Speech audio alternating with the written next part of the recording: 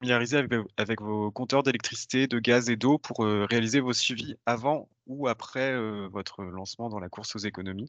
Donc l'idée, voilà, ça va être d'être capable de bien comprendre comment fonctionnent vos compteurs Linky ou votre compteur à gaz, votre compteur à eau pour vous faciliter le suivi et du coup pouvoir observer en tout cas les économies que vous allez réussir à faire. Donc ça, c'est le premier atelier en tout cas d'une série de 3 ateliers.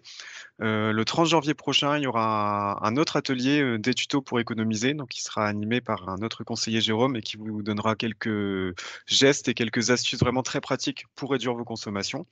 Et puis, pour conclure, pour faire quand même le lien avec, notre sujet à la LEC, il y aura un quiz qui s'appelle le quiz du climat, donc ce sera l'atelier «Les calottes sont-elles cuites?» où du coup, on essaiera de faire le lien entre, les enjeux énergétiques et les enjeux climatiques. Donc ça, ce sera le 6 mars prochain. Suite à l'atelier d'aujourd'hui, donc on vous laissera le temps d'appliquer en tout cas les astuces qu'on vous aura données pour le suivi de vos consommations. Sachez qu'il y aura une FAQ qui sera ouverte, donc vous recevrez un mail à l'issue de l'atelier avec un contact pour adresser vos questions si vous en avez et il y aura une petite séance, encore en visio de foire aux questions le mercredi 25 janvier sur le temps du midi. Donc pareil, vous recevrez cette information par mail à l'issue de l'atelier. Du coup, Ronan, je te rends la parole. On va peut-être pouvoir commencer. Merci, ouais, merci Ouais. Geoffrey. Donc, on remercie également, tout particulièrement les partenaires du Grand Défi, hein, qui apparaissent, à l'écran, et on remercie également Nicolas Geoffreau, qui est présent, pour cette présentation, donc qui travaille à Enedis et qui va pouvoir aussi, répondre aux questions, aux diverses interrogations liées au suivi des consommations, liées à l'espace, Enedis. Quelques règles avant de démarrer. Alors hop, alors avant tout bien sûr le programme, hein, je vais le lister, tout de suite. Donc dans un premier temps, on va vous expliquer, quelles sont les bonnes raisons de suivre, ces consommations d'énergie. Ensuite, on rappellera quelques notions de qu'est-ce que c'est que la puissance et l'énergie, leurs différences.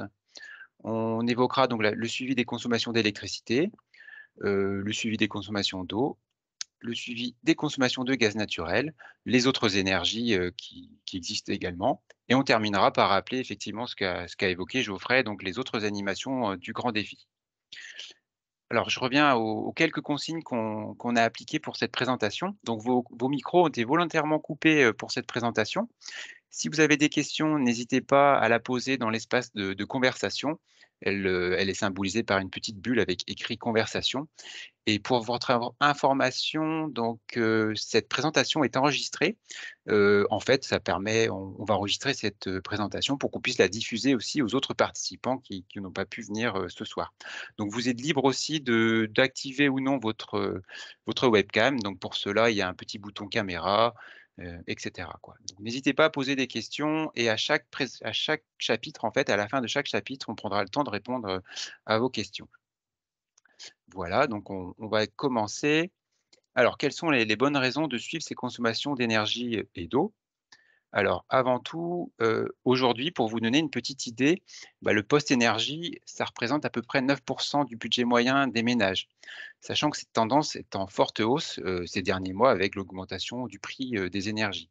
Donc il y a vraiment un intérêt à suivre ces consommations et pour diminuer ses dépenses, d'énergie. Donc, pourquoi également suivre ces consos? Donc, ça permet déjà de comprendre ces consommations, quels sont nos postes les plus consommateurs, pour mieux agir par la suite. On peut aussi ainsi mesurer en fait l'impact de ces éco-gestes, hein. Si on diminue la température de consigne, si on coupe, les veilles, au sein de sa maison, on peut voir l'impact, sur sa consommation globale. Et ça permet aussi de détecter, des éventuelles dérives de consommation, hein. Par exemple, imaginons je sais pas, une VMC qui se met à fonctionner, de façon, plus conséquente la nuit, en plein milieu de la nuit. On n'est pas forcément, très attentif à un changement, je dirais, du régime du moteur de la VMC, et grâce au suivi, on peut, suivre ça, voir, qu'il y a une dérive de consommation. Alors comment le faire? Donc on va l'expliquer, à la suite de cette page. On va pouvoir créer en fait son compte, son espace client, Enedis et GRDF, qui sont totalement gratuits. Ça vous permet d'avoir un historique de ses consommations, quel que soit son fournisseur, de visualiser toutes ces informations liées à un ou plusieurs compteurs et gérer l'accès à ces données. C'est-à-dire qu'on peut activer ou désactiver certaines données en fait et pour qu'on voilà, vous êtes vraiment acteur de la cession de vos données auprès de vos fournisseurs, auprès de tiers. Donc sur cet espace, vous avez la possibilité de vérifier tous ces accès-là et de les couper si vous le souhaitez. Qu'est-ce que la différence entre puissance et énergie? Alors pour, essayer de simplifier, ces différents termes, donc la puissance en fait, c'est une quantité d'énergie qu'on dépense ou qu'on produit sur un temps, donné. La puissance, elle se mesure en watts, donc c'est symbolisé par un W ou en kilowatts et c'est une information qu'on retrouve sur tous ces appareils électriques notamment. Vous avez la puissance des appareils qui sont indiqués souvent, au dos de l'appareil, en dessous les appareils, ménagers et cetera. Tandis que l'énergie, c'est la consommation, elle se mesure en kilowattheures. Donc si on voulait faire une analogie avec, un cycliste qui fait du vélo, la puissance, ce sera en quelque sorte la vitesse du cycliste et c'est un état, enfin, instantané finalement et l'énergie, ce serait la distance parcourue par ce cycliste. Il y a une autre analogie aussi, c'est si on prend, une rivière, hein, voilà, l'eau circule dans une rivière. La puissance en fait de cette rivière, ce serait finalement en quelque sorte le débit de cette rivière. Tandis que l'énergie, ce serait, la quantité d'eau qui aurait circulé pendant, par exemple, 1 heure, à un instant, à un endroit précis. Donc ce serait l'énergie, qui serait, qu'aurait produite finalement cette rivière. Et donc concrètement, pour calculer sa consommation d'énergie, il suffit de multiplier donc la puissance de l'appareil par son temps de fonctionnement.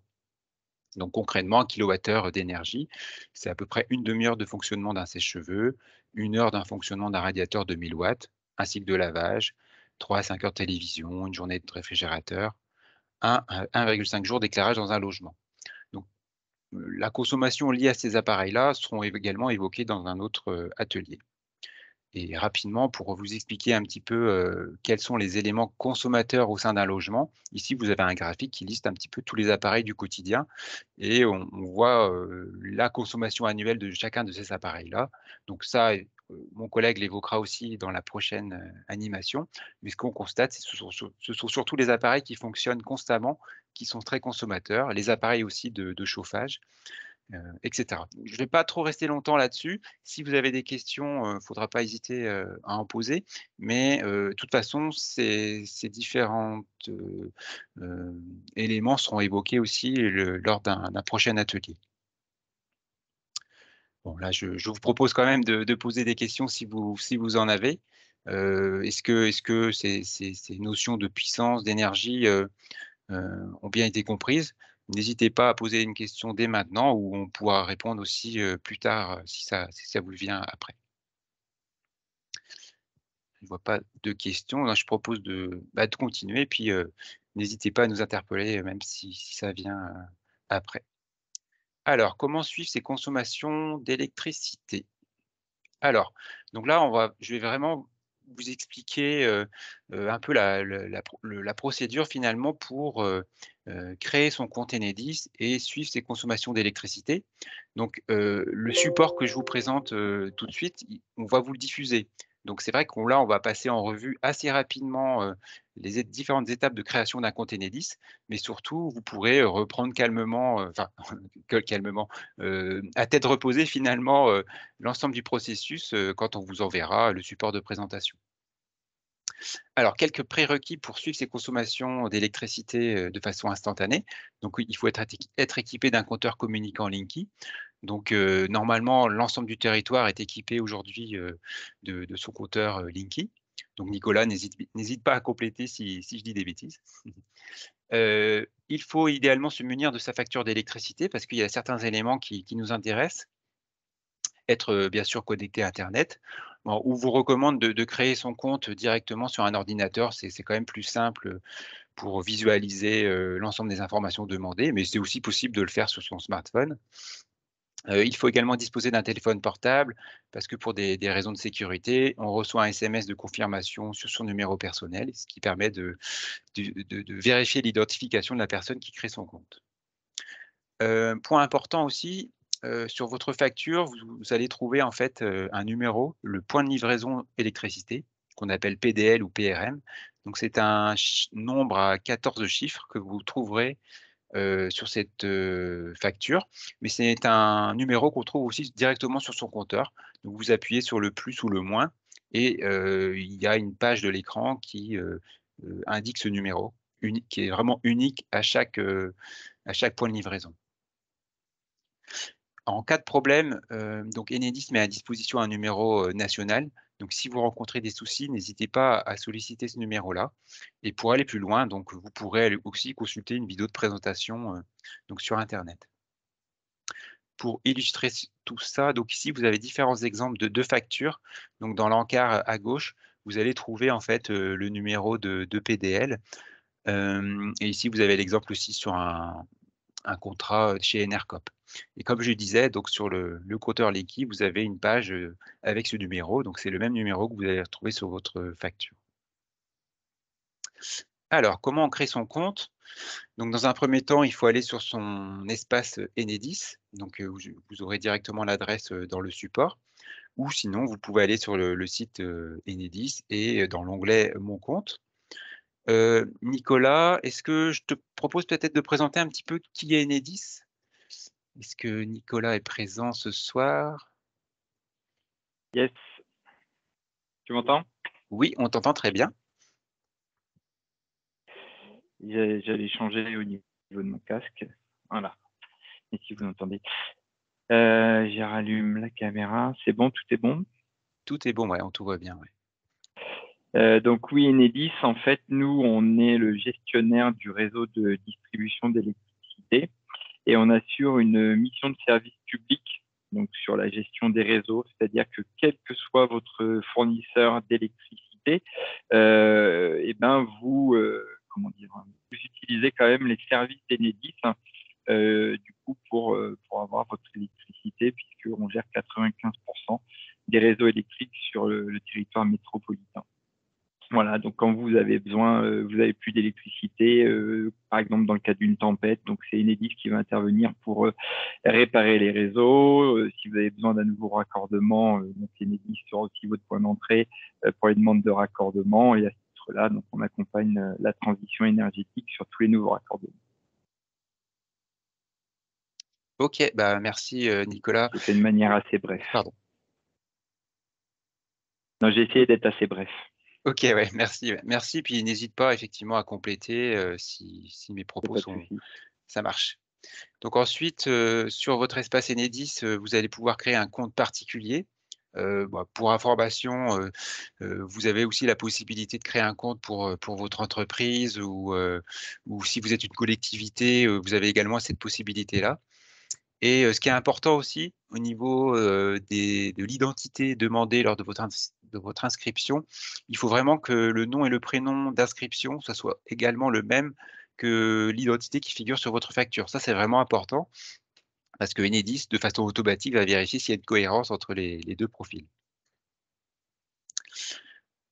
Hop, alors ici, on a illustré la page, d'Enedis. Donc vous avez cet espace ici, choisir un particulier, créer un compte. Donc soit on crée un compte, en partant de 0. On a également la possibilité de s'identifier avec le dispositif France Connect pour aller un petit peu plus vite.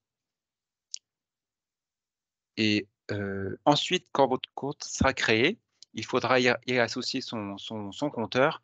Donc vous avez un bouton en fait qui s'appelle le compteur sur, votre espace Enedis. Donc il faut cliquer sur ce bouton-là et ensuite vous aurez une fenêtre avec «Ajouter un nouveau compteur» et c'est à ce moment-là que vous allez pouvoir insérer le numéro, PDL à 14 chiffres. Et donc sur votre espace Enedis, si vous avez une maison secondaire ou, une toiture avec une production, d'électricité photovoltaïque, vous pouvez associer tous ces compteurs-là et avoir sur, un même espace, l'ensemble, de ces compteurs et pouvoir faire un suivi, de façon plus facile finalement de l'ensemble de ces contrats. Hop, je vais passer à la suivante. Donc j'ai illustré aussi, ce que je vais évoquer là, tout de suite avec des images qui vont se défiler, dans d'autres, diapositives. Mais pour suivre ces consommations sur votre espace Enedis, vous allez pouvoir appuyer sur le bouton «Suivre mes mesures». Vous aurez la possibilité d'afficher votre consommation soit en jours, semaines ou en mois ou en années et également en heures. Donc là, juste une information, quand vous avez l'affichage en heures, ce n'est plus des consommations qui apparaissent, mais des puissances moyennes à une échelle de temps de 30 minutes. Donc là, c'est une petite distinction, à faire, mais on mesure quand même une consommation, c'est juste qu'il y a un calcul à faire, supplémentaire. Et par contre, pour activer cette vision au pas de 30 minutes, qui est assez précise finalement, vous devez autoriser en fait Enedis à récolter et accéder à ces données-là. Donc vous devrez appuyer sur un bouton qui s'appelle «Gérer l'accès à mes données» et ensuite activer l'enregistrement ainsi que la collecte. Donc on vous recommande d'activer cette fonctionnalité en fait pour, vraiment assurer un suivi, fin de vos consommations, d'électricité. Alors, de façon Et je concrète. précise par Oui, rapport à, excuse-moi, par rapport à la courbe de charge, c'est d'autant plus important que par défaut, il y a un certain historique de données qui est enregistré ou préenregistré dans les compteurs. Donc, on va dire, allez, à peu près 3 mois. Et donc, ça veut dire qu'à partir du moment où vous activez cet enregistrement, vous allez accéder à 3 mois d'historique, mais vous n'aurez pas avant. Donc, ça veut dire que plus tôt vous l'activez, et ben au moins vous sécurisez aussi la possibilité d'avoir un historique sur un temps long de votre courbe de charge pour le jour où notamment vous souhaiterez prendre du temps pour analyser un peu plus finement vos consommations. OK. Alors pour, illustrer, tous ces propos, donc ici vous avez le bouton «Suivez mes mesures» et en fait ici vous allez pouvoir choisir l'échelle de temps finalement, de consommation. Donc ici on a une vision, annuelle, avec les consommations de 2021 et de 2022 qui sont, des années complètes, dans le cadre de ce profil ici. Donc ici on voit qu'on a une légère baisse des consommations entre 2021 et 2022. Ensuite, vous pouvez aller un petit peu plus loin en cliquant sur, un affichage au mois. Donc ici, vous avez l'évolution de vos consommations d'électricité, au mois. Heu, pour une petite parenthèse aussi dans cet exemple, donc on est dans le cas d'une maison, plutôt récente, qui a du chauffage électrique, une pompe à chaleur RR, mais le ménage se chauffe surtout aussi avec un poêle à granulés. Mais malgré cela, donc on a quand même du chauffage électrique dans les chambres, notamment et on voit ici tout de suite ici l'incidence en fait du chauffage électrique, lié, à l'évolution des saisons. Donc on voit que l'hiver, au démarrage de la saison de chauffe, on voit que les consommations d'électricité augmentent fortement liées au chauffage électrique. Et ensuite, on peut également zoomer à une échelle, plus précise, à la semaine. Donc dans cet exemple-là, donc si vous vous souvenez bien, il y avait eu une période de grand froid, début décembre et on le voit, vraiment, clairement sur ce graphique-là. Donc on voit qu'il y a une consommation qui a été, largement augmentée, en début décembre, liée au chauffage électrique. Hop et au niveau du jour, c'est encore un peu plus précis. Donc là, vous pouvez analyser votre consommation, journalière et ce qu'on peut illustrer ici, c'est que, pendant la période des fêtes, en fait, le ménage était enfin les occupants étaient absents. Donc on voit tout de suite qu'il y a eu, une baisse conséquente, de ces consommations d'électricité. Il reste une petite consommation, hein, qui est liée, notamment, au fonctionnement de la VMC, des appareils électriques qui restent branchés, des systèmes de réfrigération, de congélation. Donc tous ces appareils-là, on peut pas les couper, donc il y a toujours une petite consommation, qui reste. Donc voilà, on vous encourage aussi à faire aussi ces petites expériences-là, de regarder, bah, quelle est votre consommation quand vous êtes absent du logement pendant les vacances et vous verrez qu'il y a une consommation qui est résiduelle qui reste et ça c'est intéressant de mener un petit peu son enquête pour voir un petit peu quels sont les appareils qui consomment et quand on les coupe, on peut, même voir après quelles sont les baisses, quelles sont les économies réalisées, par la suite. Hem, pour, aller plus loin, donc ce que je vous évoquais tout à l'heure, pour autoriser, l'accès et la visualisation de vos données au pas de 30 minutes, donc c'est ici, vous avez un bouton «Gérer l'accès à mes données» et tout en bas, vous avez 2 fenêtres qu'il faut, activer. Donc dans l'exemple ici, les fonctionnalités sont déjà activées, mais il faudra appuyer sur ces 2 boutons-là pour activer la collecte et pouvoir suivre, votre consommation à la demi-heure. On va voir un exemple juste ici. Donc ici, on est passé, à l'affichage en heures. Donc ici, vous avez toute une journée, de consommation et vous pouvez voir l'évolution de la puissance, en fait, appelée par vos différents appareils électriques, au pas de 1/2 heure.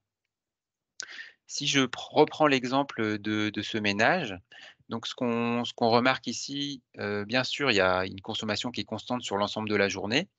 Ici, on sait que, en fait, il y a un sèche-serviette, dans une salle de bain qui est programmé pour fonctionner, de 6h30 à, il me semble que c'est 7h, le matin. Donc on a un appel de puissance qui est relativement, plus importante à ce moment-là. On peut noter aussi qu'il y a la période du lever avec l'utilisation de l'éclairage, de divers appareils électriques, le grille-pain, le micro-ondes, enfin la bouilloire et cetera. Donc on a ce pic, qui reste, sur une partie de la matinée. Ensuite, on a une baisse, de cette, consommation, donc les occupants ont quitté leur logement, mais il y a voilà la VMC qui continue de fonctionner, on a le frigo et cetera et cetera. On a un nouveau pic, en début d'après-midi. En fait, le ménage est équipé d'un chauffe-eau thermodynamique qui fonctionne que l'après-midi et là, on voit qu'il y a, un appel de puissance qui dure sur plusieurs heures. Sur les alentours de 18h, c'est une pompe à chaleur RR qui fonctionne. En fait, dans ce ménage, ils ont un poêle à granulés, mais ils ont programmé, en fait, le fonctionnement de la pompe à chaleur avant leur arrivée, le soir. Ça permet de remettre un petit peu en chauffe, le chauffage de la maison et quand, les occupants sont revenus, en fait, ils coupent leur pompe à chaleur et ils mettent en route, en fait, leur poêle à granulés. Donc c'est pour ça qu'on a une baisse de consommation à la suite, de la coupure de la pompe à chaleur. Et bien entendu, le poêle à granulés va consommer de l'électricité, mais ça reste relativement moindre par rapport à du chauffage électrique. Et le soir, on a des petits pics de consommation liés à l'utilisation de la maison le soir, mais aussi, notamment avec l'utilisation, des appareils de cuisson, du four qui sont, consommateurs en électricité. Voilà pour cet exemple-là. Donc comme je le disais tout à l'heure, on vous encourage à mener un petit peu, votre enquête et voilà, une petite parenthèse aussi, lors une prochaine session, en visio, FAQ qu'a évoqué, tout à l'heure, Geoffrey, on va pouvoir répondre à vos questions suite, à vos différents essais, voilà, d'ici, cette session-là. Je trouve que Ronan, Oui. l'exemple que tu as montré, c'est très intéressant dans le sens où, en fait, ce qui rend vraiment parlant la lecture des données, notamment de la courbe de charge, c'est à la fois la connaissance de ces équipements et la connaissance de ces usages. C'est vraiment ça qui permet, et tout l'intérêt de cette courbe, de pouvoir, en fonction de l'analyse, essayer d'identifier les matériels qui sont un peu énergivores et de voir comment on peut justement travailler sur ces usages-là pour optimiser son usage, quoi. Et c'est vraiment pertinent. Ouais, tout à fait. Alors, avant de quitter cette session, liée à l'électricité, alors voilà, s'il y a des questions, on est là pour y répondre. Alors, je vais reprendre un petit peu le fil. Alors il y avait une première question effectivement, enfin, un petit peu hors sujet, mais ça vaut quand même le coup de l'évoquer. Alors, allumer le chauffage consomme beaucoup. Comment peut-on savoir à partir de combien de temps éteindre est-il valable? Alors là, c'est vraiment un petit peu, c'est du cas par cas, hein. C'est-à-dire que, la programmation du chauffage, effectivement, on va programmer un réduit des températures quand on est absent du logement.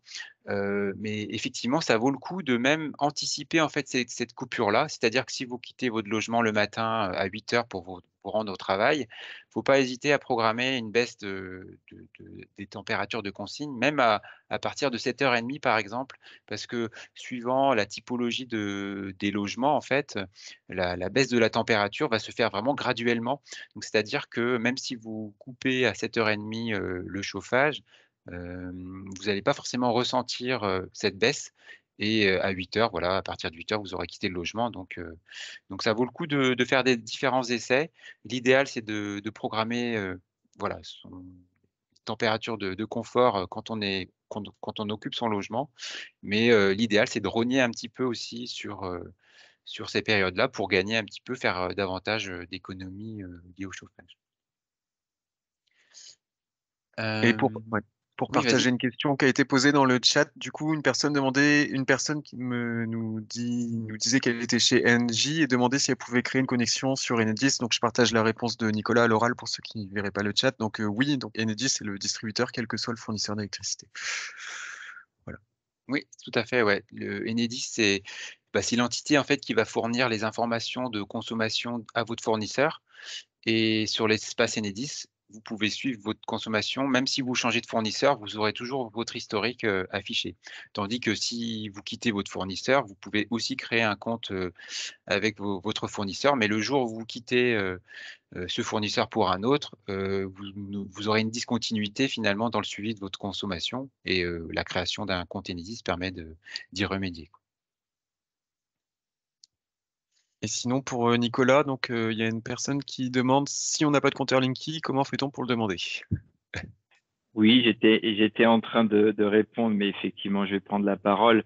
Vous pouvez faire une demande directement via notre service client. Donc, le service client qui est accessible au niveau du téléphone au 09 70, je vais le noter dans le chat, à 83 19 70. Voilà, vous pouvez en faire la demande. Alors, on a une dernière question. Tac, tac, tac. On dit que les appareils grippins cafetières consomment de l'électricité même s'ils ne sont pas utilisés. Est-ce vrai? Bah, effectivement, alors certains appareils en fait sont munis, d'un programmateur, hein. On a des cafetières qui sont programmables et en fait cette petite unité, de programmation il y a une consommation de veille en fait de ces appareils-là. Donc ça vaut le coup de les mettre sur une multiprise notamment et de couper la multiprise pour s'assurer, de leur coupure. Mais j'insiste, enfin, sur ces questions-là, lors de la prochaine session, il y aura vraiment du temps, là-dessus sur, quels sont les appareils qui consomment au sein de notre logement, comment les identifier et comment, couper, les veilles, comment réduire les consommations des différents appareils. Il y aura un temps dédié, lors du prochain atelier. Eh ben, je propose qu'on continue et puis, voilà, s'il y a d'autres questions sur ce volet-là, il ne faudra pas hésiter à les poser au cours, de la suite. Alors, comment suivre ces consommations d'eau? Alors, les compteurs d'eau du territoire sont pas communicants. Bon, malheureusement, les relevés sont à réaliser manuellement. Voilà, comment lire son compteur, en fait? Si je prends l'exemple ici, qu'est-ce qu'on peut lire? On a une consommation, enfin un index, affiché qui est de 1117,645 m3. 1 m3, ça correspond à 1000 litres.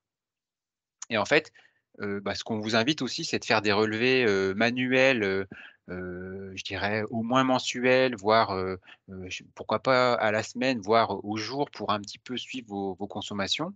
Donc pour faire tout simplement, il faut faire une différence d'index, c'est-à-dire que vous allez faire un relevé de l'index qui est affiché sur votre compteur et avec un autre relevé la semaine suivante et pour calculer votre consommation, vous allez faire la différence entre les 2. Et par contre, vous avez quand même la possibilité d'avoir un suivi annuel de votre consommation en allant directement sur, l'espace client de votre fournisseur. Mais malheureusement, voilà, ça dépend des territoires. Peut-être que des gens vont pouvoir, me compléter, hein, mais il me semble qu'il n'y a pas encore de relève qui soit automatisée sur tous les compteurs d'eau. Mais n'hésitez pas à minima à créer votre espace client pour vérifier quelles sont les données qui sont accessibles. Et on vous invite effectivement à faire, quand même des relevés, plusieurs fois dans l'année parce que généralement, il y a un ou 2 relevés qui sont réalisés et c'est quand on se rend compte qu'il y a une fuite d'eau, enfin, finalement, c'est trop tard, et on doit, bien sûr, enfin, on peut voilà, quand on se rend compte d'une fuite d'eau, il est trop tard parce que les relevés sont assez espacés, donc on vous invite vraiment à faire ce suivi-là, de façon plus approfondie. Alors, est-ce qu'il y a des questions sur cette partie qui a été assez rapide? Est-ce que chez certains ménages, vous avez un suivi, qui se fait automatiquement? Les relevés, se font automatiquement? Bah, n'hésitez pas à apporter votre témoignage si c'est le cas. Je propose de continuer sur, les consommations de gaz naturel. Donc, oui, pour information, donc pour les ménages qui n'ont pas de gaz naturel, hein, et qui voilà, qui seront pas forcément intéressés pour suivre, la suite. Donc, pour, rappeler un petit peu aussi, donc ce support-là vous sera envoyé. Donc vous pourrez, suivre, vraiment, chacune des étapes pour la création, d'un espace, Enedis. Et vous aurez aussi toutes les informations pour, assister, aux autres animations qu'on propose, dans le cadre de ce grand défi. Alors, comment suivre ces consommations de gaz naturel? Donc là aussi, il y a quelques prérequis. Il faut être équipé d'un compteur communicant, Gaspard. Donc c'est un compteur qui est jaune, hein. Les compteurs, anciens, on va dire, classiques, ils sont plutôt, gris. Là aussi, on recommande de prendre sa dernière facture, d'être connecté à internet. Là, il faudra relever son numéro de PCE, point de comptage et d'estimation. Donc là aussi, c'est un numéro composé de 14 chiffres, et en cas de problème, là aussi, vous avez un numéro national. Vous pouvez le solliciter si vous avez des soucis pour, créer votre, espace, GRDF. Comment on le crée? Donc là, vous aurez directement le lien, dans le support, mais sinon, il faut aller sur le site de GRDF. Vous avez un espace, particulier, et il y a un bouton en fait, enfin je vais vous le montrer juste après, qui s'appelle «Mon espace, client». Donc GRDF, c'est un petit peu l'équivalent, d'Enedis. Donc c'est l'entreprise publique de service public qui est le gestionnaire, du réseau, de distribution de gaz naturel, en France. Donc GRDF, va notamment, faire les relevés, de votre compteur et fournir cette information à votre fournisseur, qui facturera après, votre énergie, consommée. Donc créer un compte particulier, renseigner les informations demandées, et là aussi, ce qui est important, c'est que vraiment le nom et prénom, lors de l'inscription correspondent, à ce qui figure sur votre contrat et facture. Alors concrètement, voilà une page, la page GRDF avec le bouton «Mon espace client», le bouton «Particulier», pour créer son compte, et ensuite, là aussi, vous avez un bouton qui s'appelle, «Ajouter un compteur», et c'est à ce moment-là qu'il faudra ajouter, son numéro de PCE. Hop, donc ça, on l'a dit. On demande aussi son code postal. Tac. Alors, comment visualiser ces données de consommation? Donc en fait, sur le support, bon, c'est peut-être un peu petit là, mais vous le verrez sur le site de GRDF, vous avez un bouton «Maîtriser sa consommation» et un autre bouton «Accéder à ma consommation». Donc ces 2 boutons, en fait, vous dirigent directement sur l'espace de suivi, des consommations. Vous aurez la possibilité d'afficher vos consommations en jours, semaines, et en mois, et vous verrez qu'il a en fait, le graphique affiche à la fois votre consommation, actuelle, et la compare directement avec la consommation de l'année précédente. Et sur, le graphique jour, vous avez l'affichage de la température extérieure, et ça vous permet un peu de mesurer, l'impact, de la rigueur en fait, hivernale sur vos consommations, de gaz naturel. Donc, le gaz naturel qui est principalement utilisé pour le chauffage. Hop, alors de façon, plus précise, différentes illustrations pour, vous aider à naviguer sur l'espace GRDF. Donc sur l'espace mois, vous avez l'affichage de l'évolution de vos consommations en kilowattheure mois par mois.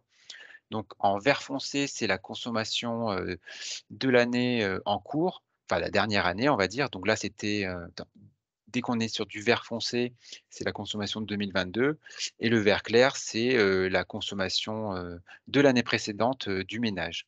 Donc là, on voit qu'il y a une forte baisse, des consommations, liée aussi à une année 2022 qui était aussi moins rigoureuse avec des températures extérieures, un peu moins élevées, ce qui fait que ça a permis de diminuer, ses consommations.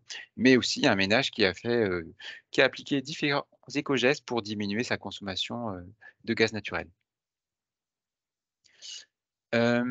Ensuite, au niveau du bouton semaine, vous avez tout comme pour, l'espace Enedis, vous avez une visualisation un peu plus précise, semaine par semaine, donc chaque semaine est indiquée par son numéro et là aussi, vous avez une comparaison par rapport à l'année dernière. L'affichage en jour, comme je vous le disais tout à l'heure, il y a une information supplémentaire qui apparaît. En noir ici, c'est, la température extérieure. Donc ici, vous avez l'indicateur en fait de la température extérieure. Donc ici, au maximum, on était à 16 degrés de température extérieure et au minimum, on était à 7,4 sur cette période-là. Donc ça permet de se comparer, généralement quand on a une température extérieure qui est plus élevée, on a un appel, la chaudière gaz va consommer plus de gaz pour fournir, du chauffage et combler en fait les pertes, du logement. Donc ça généralement ça se complète. Mais par exemple ici, on peut s'apercevoir que, malgré une température extérieure élevée, la consommation était faible. Bah, la raison c'était que, bah, ce ménage-là était absent de son logement, pendant la période, des fêtes en fait, de fin d'année et a laissé son logement avec une température de consigne de 16-17 degrés et ce qui a permis de diminuer sa consommation de gaz naturel malgré une température extérieure, non, enfin, je dis des bêtises, je reprends, je dis des bêtises, pardon, excusez-moi. Donc là, la personne était bien présente, c'est juste que la température extérieure était plus élevée, plus douce, ce qui fait que ça a naturellement réduit ses consommations. Je confonds avec un autre profil, bah, ici on peut reprendre on peut reprendre ce que je disais avant que je dise une bêtise. Ici, on a une température extérieure qui est relativement faible, une consommation, qui reste, quand même assez stable, par rapport aux jours précédents. Mais, on a sans doute la personne qui était absente du logement cette journée-là, donc on a une consommation qui reste assez stable, malgré, la baisse de la température. Donc toutes ces informations, vous allez pouvoir les trouver sur votre profil. Je suis peut-être allé un petit peu vite sur cette partie. N'hésitez pas s'il y a des questions, sur ce volet, chauffage. Chauffage, au gaz naturel et voilà. C'est vrai que, on vous invite à l'issue de cette présentation à faire créer votre compte et à faire différents essais et puis on pourra répondre à vos questions à la prochaine session.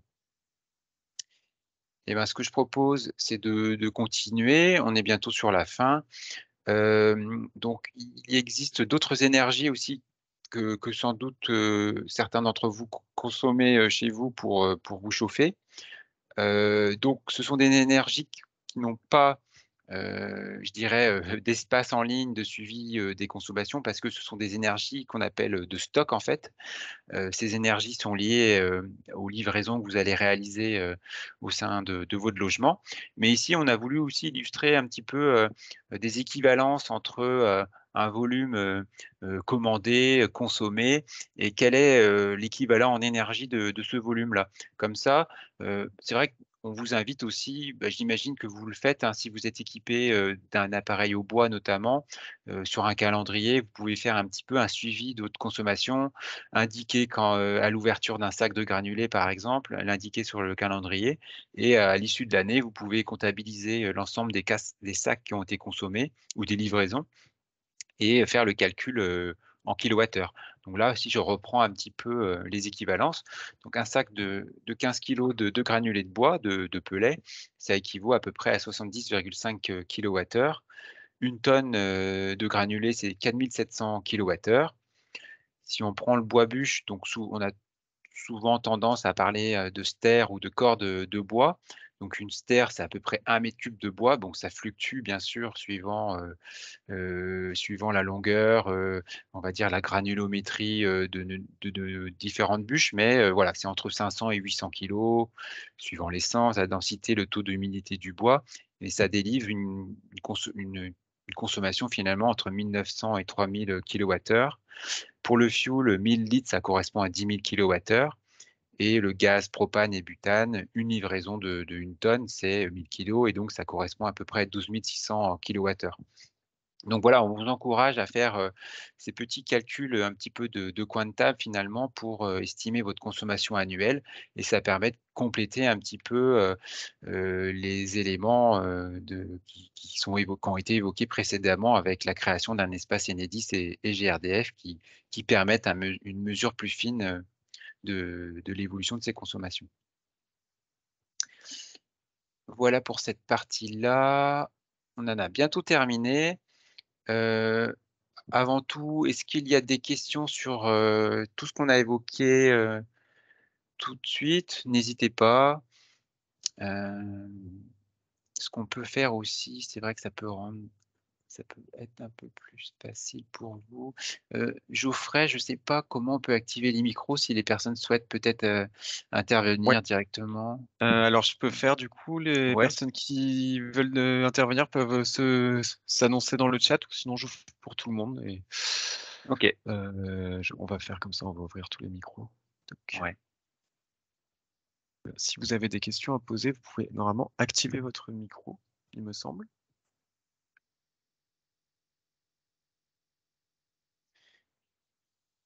Sinon, on continue dans le chat. Bon, pour terminer, d'autres animations, donc ce qu'avait évoqué tout à l'heure Normalement, les Geoffrey. micros fonctionnent maintenant. Pardon. Ok. Donc comme le disait tout à l'heure Geoffrey, d'autres ateliers pratiques sont prévus sur le même créneau horaire, 19h, 20h.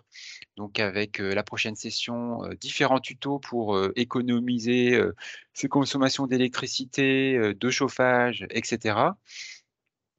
Le lundi 6 mars, vous aurez donc sous forme de quiz un autre atelier qu'a évoqué tout à l'heure Geoffrey également. Les différentes foires aux questions. Donc là, par rapport à la présentation de ce soir, on vous encourage à assister enfin, vraiment à cette session de questions-réponses liées au suivi des consommations. Donc ce sera le mercredi 25 janvier et cette fois-ci, ce sera sur un petit créneau d'une demi-heure entre 13h30 et 14h. Donc à l'issue de cette présentation, donc là, c'est vrai que je le répète, n'hésitez pas à utiliser les espaces Enedis et GRDF, à essayer d'analyser votre consommation. Et au 25 janvier, on pourra échanger sur tous ces aspects-là. S'il y a des questions, il ne faudra pas hésiter à les poser.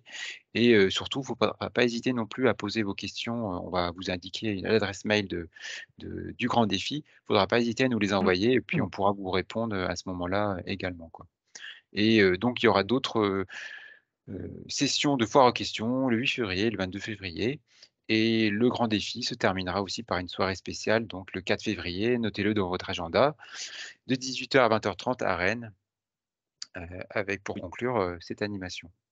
Et pour compléter, vous retrouverez donc toutes les informations sur le site de l'ALEC, avec le lien ici. Et puis si vous avez des questions liées à cette présentation ou d'autres questions à venir, il ne faudra pas hésiter à contacter l'adresse mail qui s'affiche ici directement. Et puis Geoffrey a pu afficher directement le programme dans la conversation, donc n'hésitez pas à le regarder. Donc je vois qu'il y a une personne qui a levé sa main. Qui a Oui, peut-être une question, Mathilde, oui. bonsoir. J'avais une question parce que je savais pas qu'il y avait tout ça sur Enedis, mais j'avais vu par contre sur mon compte EDF, c'est EDF, il y a aussi tout un profil à remplir avec les appareils électroménagers qu'on a chez soi et tout. Et la question c'était est-ce que ça vaut le coup aussi d'aller voir ce que propose EDF ou est-ce que ça vaut pas trop le coup? Nicolas, est-ce que tu veux répondre ou... Moi, je dirais que je connais pas particulièrement l'espace EDF. Après, chaque fournisseur peut fournir aussi un service avec un accès aux données. Après, les différences principales, c'est que via le service client Enedis, comme on a pu l'expliquer, vous aurez vos historiques, quel que soit votre fournisseur, alors que d'un fournisseur à l'autre, quand vous allez être sur un fournisseur où vous changez, il n'aura pas forcément l'historique de vos données.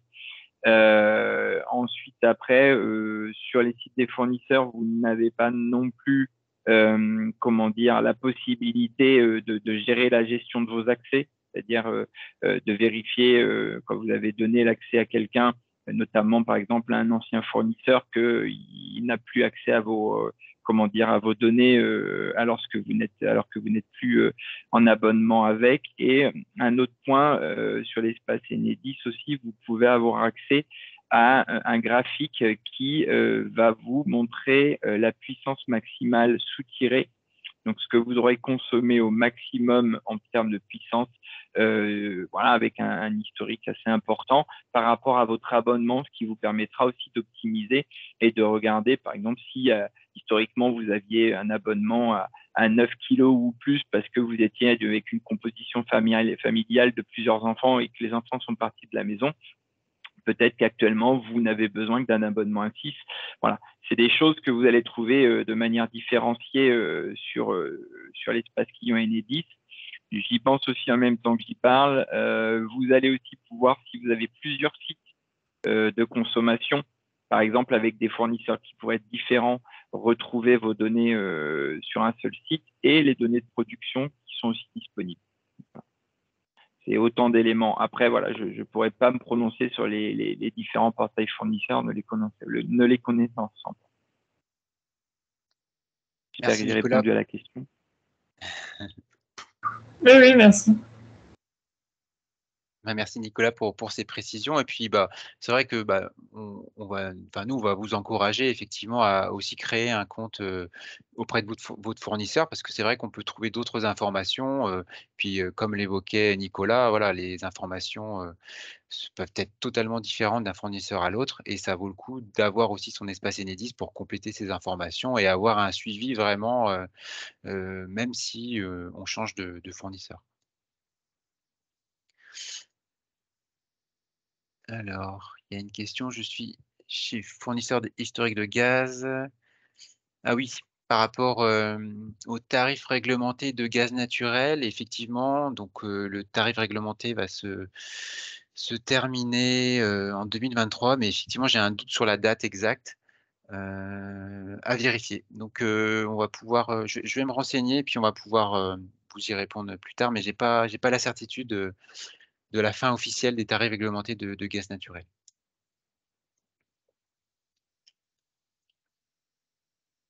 Est-ce qu'on a d'autres questions?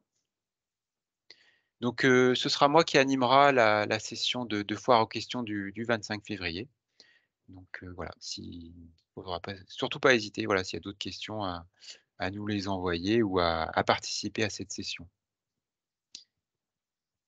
Je vois pas d'autres questions, donc on vous remercie de votre attention, d'avoir participé à cette session.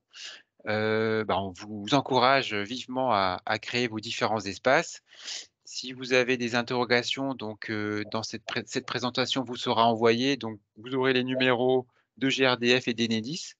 Il ne faudra pas hésiter à les contacter s'il y a des soucis techniques lors de la création de vos espaces.